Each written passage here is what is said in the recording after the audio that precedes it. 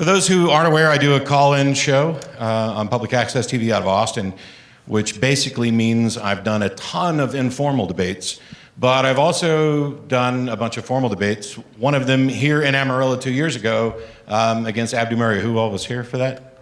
Yay! You liked me enough to come back. So I want to tell you a story today, I guess, about something that happened last month. I was asked to do a debate at a Church of Christ in San Antonio, Texas. Now, before I start, it wasn't a debate, it was 4 days of debate. And when they first told me that, I was like, oh, hell no. First of all, you can't afford to pay me for 4 days because I want to charge you double, but it's, and double nothing is, that's still nothing. But I was raised primarily Southern Baptist. And what I can tell you is that I knew very, very little about Church of Christ. I don't know if anybody here might be Church of Christ, but I learned a lot. And there's some stuff I want to share, and I want to talk a little bit about that weekend. But one of the things is that I'm going to be addressing this particular church's doctrine. And inevitably, somebody's going to say, some believer out there is like, oh yeah, he's against that kind of religion. No, I'm against yours too. That's a guarantee. But when we first walked in, my wife likes to collect the little pamphlets and flyers that you find maybe at roadside stops and rest areas and hotels and whatever, not quite Chick tracts, but close. And the first one she picked up was why the Church of Christ is not a cult. And she immediately went to Facebook and she's like, if you have to produce a pamphlet. And as a Southern Baptist, even though I didn't know too much about them, I probably would have thought that they were a cult or cult-like. Are they a cult? Yeah, in the big sense that all religions are cults, and primarily cult is what the big religions call the little religions.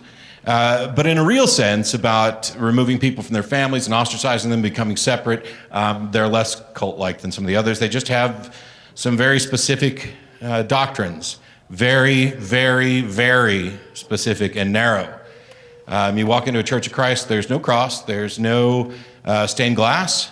There are no musical instruments. Now, the funny thing is, the Church of Christ, they of course think that, well, of course you're an atheist, you believed a false religion. The Baptists, the Episcopalians, the Presbyterians, the Catholics, they're all going to look at the Church of Christ and say, well, you guys kind of got it a little bit wrong. And the Church of Christ is going to look at every other religion and go, nope, you're all false religions. It's no wonder that this produced an atheist. It's strange, though, they didn't have a real good explanation for why Tracy Harris, my co-host on the TV show, one of my co-hosts, was also Church of Christ. So she was in true religion, maybe the false version of the true religion, I don't know. This is the problem of having multiple views covered by a single label with everybody pointing back to the same holy book. There was a whole lot of things that went on this weekend, more than I could ever possibly get to, because it was 4 days. And just as an experiment, irregardless, nuclear. The way some of you feel right now is the way I felt the whole weekend.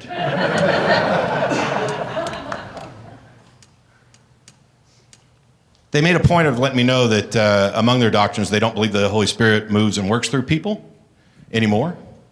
And they don't believe in miracles, that miracles don't happen anymore.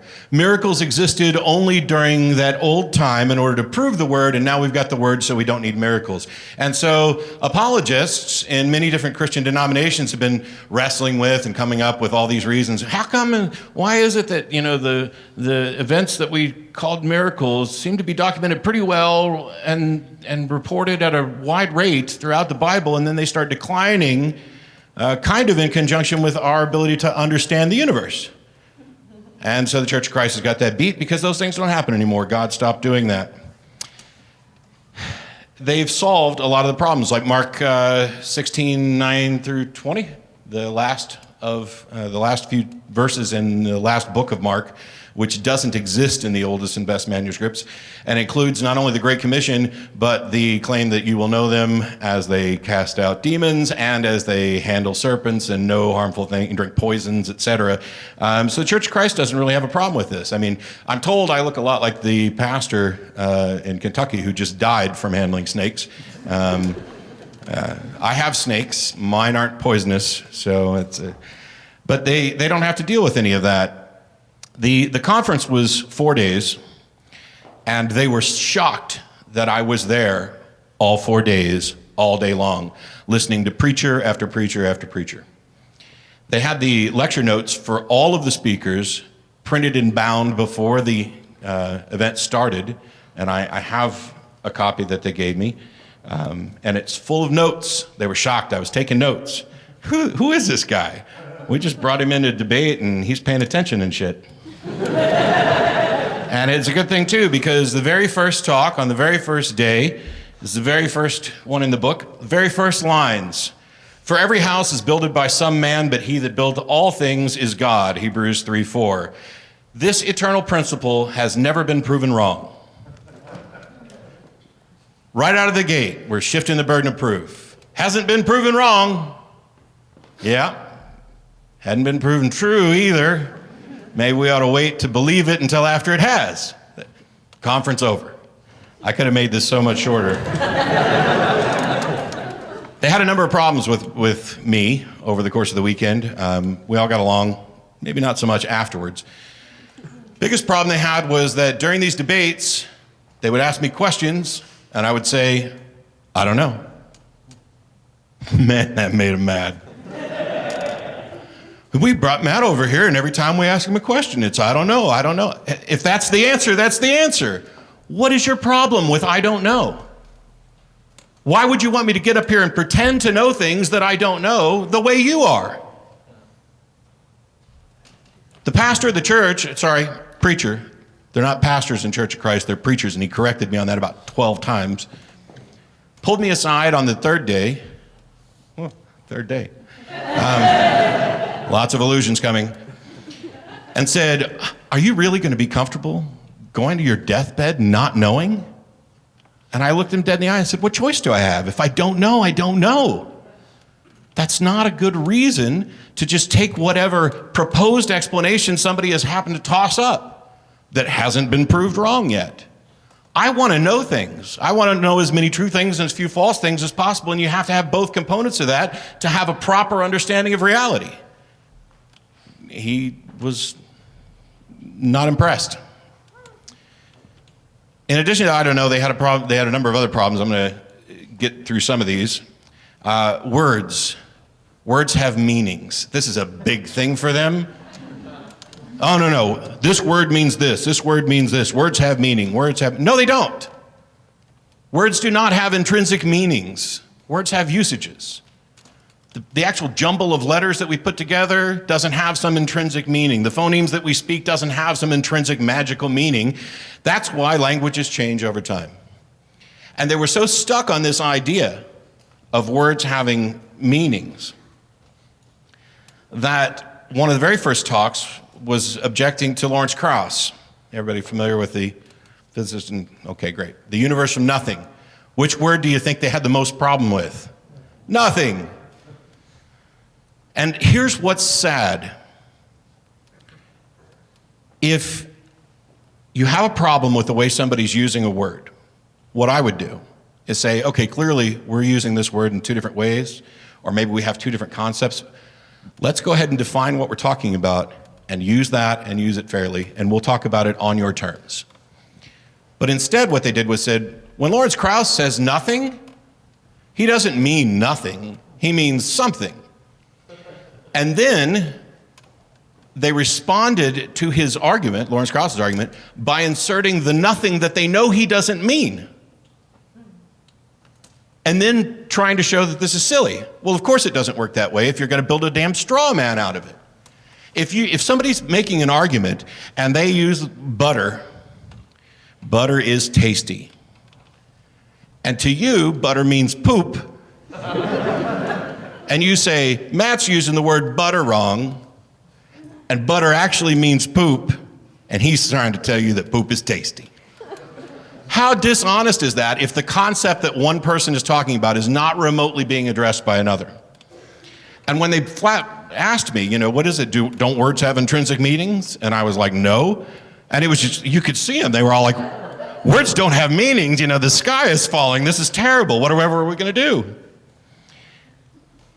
It's about the context in which it's used, and it's about the concept that you're trying to convey. And if you can't honestly argue the actual concept that your opponent is presenting in a debate, you have no business debating at all, ever. Just like Ray Comfort. I'll never debate Ray again. We were asked to do a debate on a Christian radio station in Minneapolis, St. Paul, and Ray showed up and flatly said that he had no interest in proving that God exists to anybody. But he was desperately concerned about my soul and loved me, and I was, destined for hell, etc. And so my closing remarks with it, he should stop accepting debates. And I'll keep saying that over and over and over again as long as there's a camera in front of me. Ray, you stop debating. So there's a lot of other things that went on this weekend. The first night was basically a debate. They didn't call it a debate. They wanted to call it a dialectical discussion. Because debate carries some baggage, because words mean things. And the word debate has this meaning that they didn't particularly like. And in the course of this, it was preacher after preacher after preacher all day, Friday, Saturday, Sunday. And Friday's dialectical discussion was basically about whether or not God exists. Is the universe more reasonable to be created than not created, or something along those lines. The second evening was whether or not God is man-made. And the third evening was about morality. Now, by the time we got to the third evening, which was the last of the debates, on the fourth day I just did a quick presentation and didn't actually do a debate. So I would sit there all day, listening to preacher after preacher after preacher after preacher, taking lots and lots of notes, occasionally tweeting, which they did not like. And I would do the debate. And the first night was kind of a mess. That's where we started running into these problems about words having meanings. That's where we started running into this problem of I don't know. And it's also where we really started to hit on the anti-science. Now, I have no problem with ignorance. Ignorance can be fixed with education. That's the whole purpose of what I do. It's what Aaron does, it's what Seth does, it's what teachers do. That's the whole purpose. I hate willful ignorance, and more than that, I despise the joyous celebration of willful ignorance and encouraging other people to stay ignorant, which was what was on parade all weekend. They couched it in terms of, hey, we're not anti-science, as long as it agrees with us. The exact same thing that Aaron was talking about. Over and over again, they kept saying, hey, we're not like those other Christians. We don't believe in miracles. The miracles are done. That happened in the past. Telling me you don't believe in miracles now doesn't really convince me that you're a rational human being. Because now what you're saying is, I don't believe there's actual miracles going on now that I could investigate or perhaps find some information about, but I believe these unsourced, anonymous, unconfirmable tales of miracles from long ago. Now, I know which one seems more reasonable to me, but to them, the fact that they don't believe that miracles are occurring is great. Several times, one of the preachers came up to tell me, hey, I don't know what you think about Church of Christ, but we don't believe in ghosts. Well, good for you. Now get rid of that other stuff that you believe too. It's not special.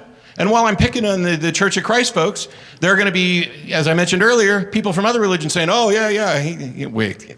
Because Church of Christ, they're young earth in a big way. This is where the anti-science started. They don't. The other churches say, hey, we're not like them. We don't believe in a young earth. But we believe those same unsourced, unconfirmable miracle stories. Because you have to. If you disregard all of that, you're done. You don't have any religion left. There's no Savior, no resurrection, no bread and fishes and loaves and walking on water. Now, I'm not saying you necessarily have to believe all of that. Each denomination is going to disagree on every single point of doctrine. But this anti-science celebration of willful ignorance got to the point where it was more than I could bear. My wife went with me on Saturday, and I had claw marks in my wrist from where she would reach over and grab every time they'd say something. Because they would get up and not just be anti-science while pretending that they were pro. They would mock scientists with their fancy letters after their last name, trying to be all elitist and making us think that we're not on their level. You're not! Doesn't mean they're right and you're wrong. We can talk about the facts and determine it later, but it is a fact. You are not on their level. These are people who spent their entire lives studying something that was built by people who spent their entire lives studying something which was built on things that other people studied for their entire lives on back. Doesn't mean that they're going to be right and that everything they say is right. That's an argument from authority. That's a fallacy. I get that. But if your objection is that they're all elitist because you're not on their level, and meanwhile you're talking about talking snakes and a literal 6,000-year-old earth, you are not on their level. That's just and I told them that on Sunday. They were not happy about that either. But there was this parade of preachers getting up saying, I don't really understand science, but let me tell you why they're wrong. It's printed right here in the book that they gave me. One of the lectures starts off with, I've tried and tried to understand evolution, and I just can't wrap my mind around it. So I went and talked to some of my preacher friends who seem to have a better understanding of it than me, and this is what they told me to say. Man, if only science were done that way. Fortunately, it's not. This one's just mean on my part, and they didn't like it much that I did this, but I'm not going to mention his name because I don't remember. One of them was up there talking about what was going on and people appealing to God, and I don't remember the exact context of this, but he said 73% of all accidents involving falling objects are caused by gravity.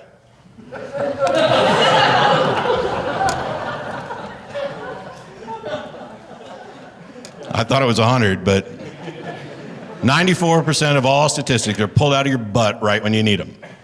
And that's one of them. They objected because science is unreliable, because it changes. Yes. And what exactly is it that changes science? Oh yeah, more science. They have it in their head that science is telling them truths. But science doesn't make any claim to truth or absolute truth. Science builds theories and models that are the best current explanation for the facts that we observe in the universe, and it follows the evidence where it leads instead of leading the evidence towards your pre-drawn conclusion. They don't understand in their young earth mentality, which they went over and over and over again. Before I went, I asked Tracy, I was like, is this young earth creationism going to be a big deal? Well, it's not really a tenet of, the salvation, but yeah, they're young earthers, and I don't know how much they're going to bring it up. Oh, it was everywhere. They had a physicist come in, not to talk about the age of the earth, but I asked him, because I was dumbfounded. He's got a PhD in physics, hasn't done physics since the 70s. I wish he'd get back to it. And I said, okay, all these other folks here, they're young earthers, but come on now, you've got a PhD in physics.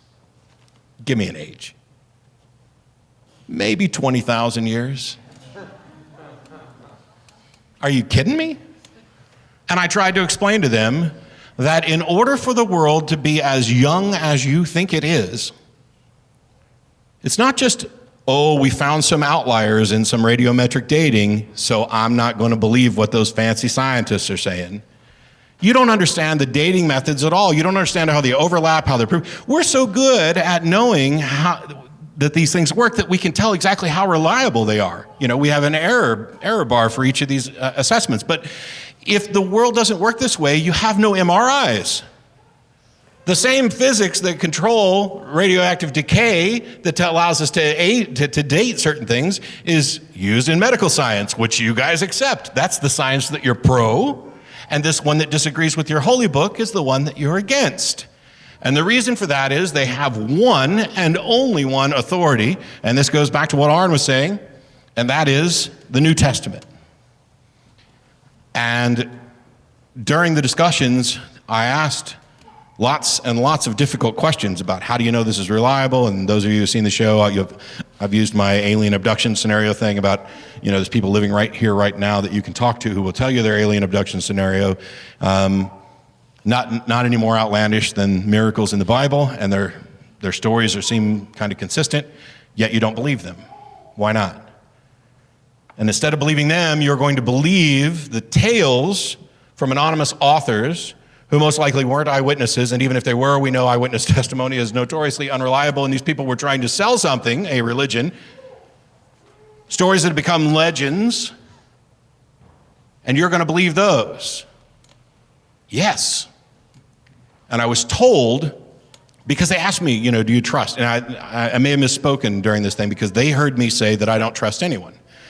And what I remember saying was something more along the lines of, I'm not going to trust anyone when it comes to things like these. That the mere fact that somebody tells me that they witnessed someone rise from the dead is in and of itself not sufficient to believing that it's true.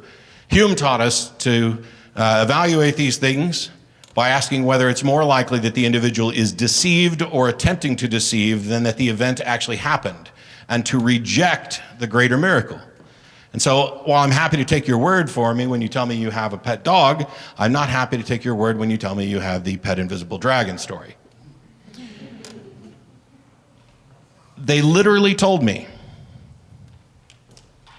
that if you find the gospel authors credible in other areas, then you have to take their word for the extraordinary areas as well. Every con artist and grifter just doubled over in laughter as soon as they said that, because that is the definition of gullibility. To trust someone implicitly because they've been truthful or accurate to the best of your ability to find out in some other area. I don't normally talk about my family and my mom, but my mom wrote me a letter once. She's not Church of Christ, but she said, honey, I just want to let you know there is a Jesus. Your mom wouldn't lie to you. And they don't see the problem. I don't think my mom's lying to me. I think she's not actually saying what is true. The truth is, she believes there's a Jesus. And so she's relaying that information to me as honestly as she can. But she's portraying it as if it's a fact in and of itself. I tried to talk to him about extraordinary claims and how they require extraordinary evidence, and how you need to set up a burden of proof that if you believe something until it's proven wrong, you're going to be forced to believe many competing and contradictory things. And instead, if you wait and reserve belief until such time as belief is actually deserved and warranted by the evidence, you're going to be on much more solid footing. The third night, we went about morality, because eventually all debates become about morality. And I just went with slavery. And they laughed, because somebody had said, oh, I hear this is your go-to argument, slavery. Yeah, it is. It's a go-to argument because the Bible's really, really clear about it, and nobody agrees with what the Bible actually says about it. I went through some of the passages, brought up my objections to slavery, and boy, the apologetics that I got were amazing. Hi, people. I'll say hi to you people. Well, I think that God was giving those instructions about slavery and how you can only beat them a little bit so that eventually we would understand that slavery was wrong and get rid of it. God was kind of doing a soft play way of getting rid of slavery. No, if you're God, you can just say, don't have slaves. If it's easy enough for God to say, don't murder people, don't lie, don't covet your neighbors, why was it so damn hard to say, thou shalt not own another human being as property? What kind of weak-ass God do you have that he's got to, well, y'all are keeping slaves. Don't beat them too bad.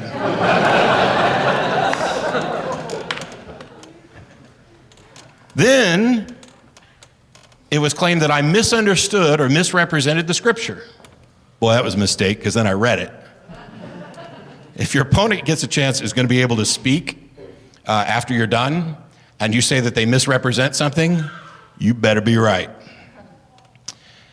And then they came back and said, well, the Bible correctly understood means this.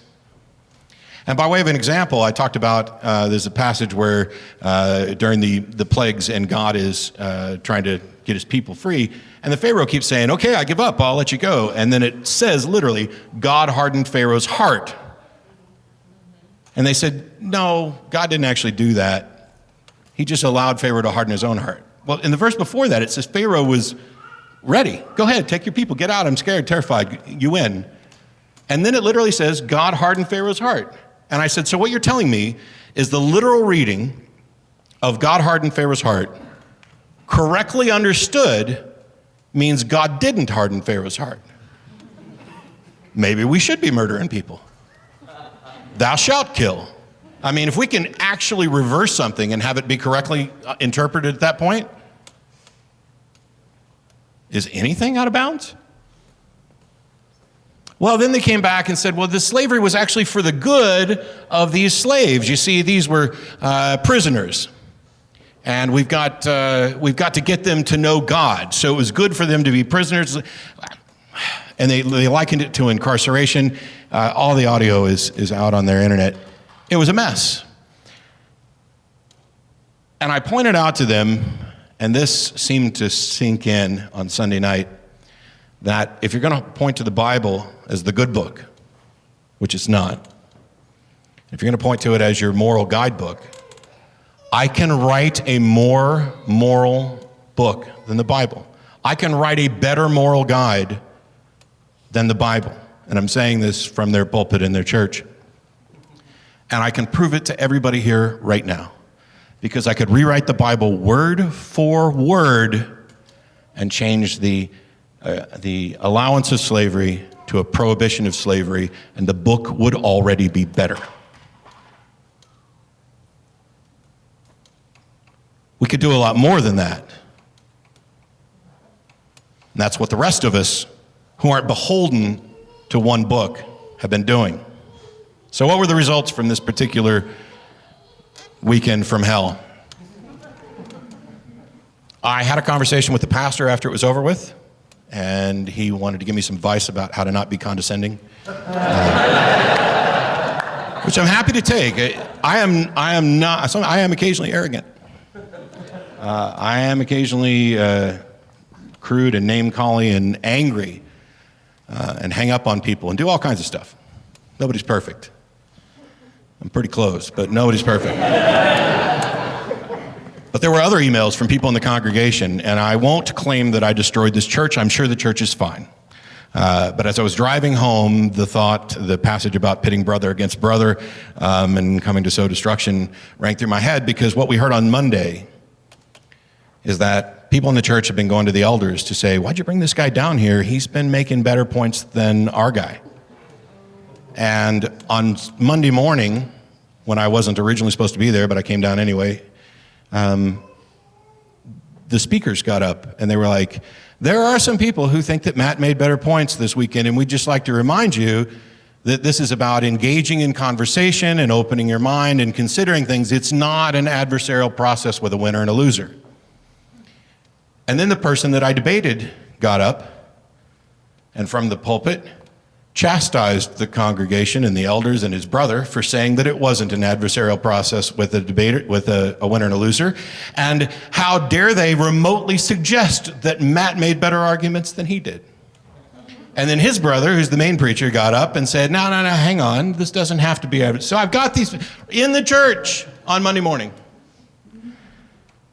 I also had people from the church emailing me, asking me for advice. One of them was asking me for advice about sex, which I loved because we didn't talk about that all weekend. And what that shows is that there was a little breakthrough. There was a point where this person who is in this rigid, structured church with one and only one authority was willing for a moment to step out and seek some other authority. And that's how falling away from religion happens. It happens in little bitty steps. The takeaway from all of this is don't buy into the idea that debates and conversations are pointless, that you can't reason somebody out of something that they weren't reasoned into, because they were, in fact, reasoned into it, just with really bad reasons. Oh, you can't talk to these people, they're thick. You can't talk to these people, they're silly. They believe stuff, they're never going to give it up. Some of them may not, some of them may. Everywhere I go, every lecture I give, there are people who come up and say, thank you so much. What you guys have done on your show helped change my life. I used to be a believer. I used to be an agnostic. I used to not be a skeptic, any number of things. When I was here 2 years ago for the debate with Abdu Murray, I got an email shortly after from a young person, 13 at the time, who let me know that her parents had exposed her to a bunch of different positions and, allowing to make up their own mind. And that after that debate, she now identified as an atheist. We're reaching people. It's all possible. The nuns are the fastest growing religious group, although how much of a group we are is up for debate, that there is. It's not futile. As my friend Keith Lowell Jensen, a comedian, has people raise their hands. How many of you were ever religious? Raise your hand. And how many of you were benefited from people arguing and debating about religion in order to get you out? I think we were worth talking to. That's Keith's line. Keith thinks we were worth talking to. I do too, which is why I do this. I used to joke that I did it for penance. I don't. I do it because I want to change the world. I do it because this stuff matters. I do it because that church in San Antonio has a group of people who are being intentionally misled. And I don't mean that the individuals are lying in the sense that they don't believe what they're saying. They do. But they've begun with presuppositions about the one and only authority being the New Testament. Anything that doesn't agree with it gets thrown out. And as Aaron pointed out, that's still a lie.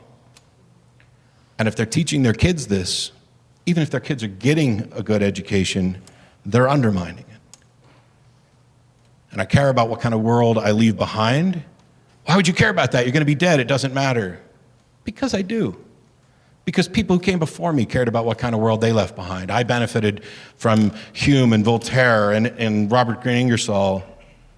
And I want other people to have even more access to information so that we don't have to, maybe in 50, 100, 200 years, this will be nonsense. Nobody will come down and hear this stuff. Nobody will go out and have arguments because we'll be done with it.